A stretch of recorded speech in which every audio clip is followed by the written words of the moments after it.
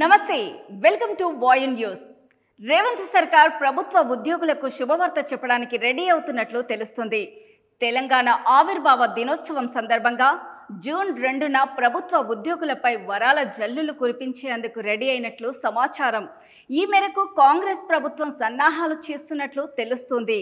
ప్రభుత్వ ఉద్యోగులకు సంబంధించి ముఖ్యమంత్రి రేవంత్ రెడ్డి జూన్ 2న స్వయంగా కీలక ప్రకటన చేసే అవకాశం ఉంటుందంటున్నారు.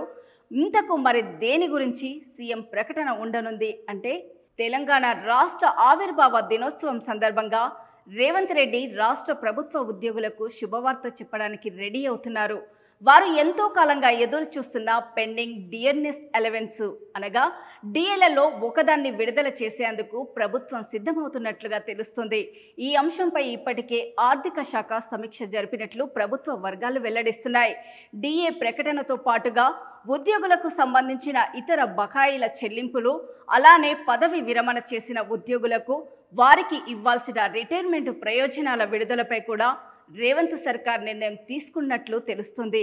వీటితో పాటుగా ప్రభుత్వ ఉద్యోగులు, వారి కుటుంబ సభ్యుల ఆరోగ్య భద్రత కోసం తెలంగాణ సర్కార్ కొత్త ఆరోగ్య బీమా పథకాన్ని తీసుకువచ్చేందుకు రెడీ అవుతుంది.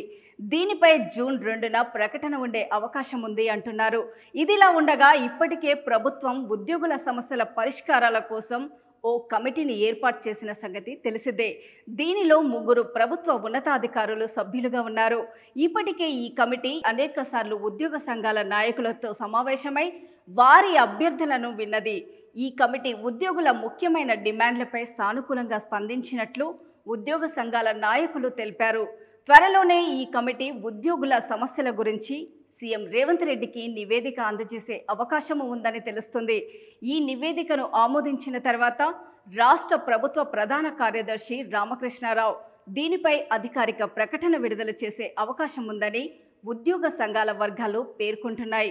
ఈ ప్రకటనలు అన్ని జూన్ 2న వెలువడే అవకాశం ఉందంటున్నారు. ఇదే జరిగితే ప్రభుత్వ ఉద్యోగులు పండగ చేసుకుంటారని అంటున్నారు.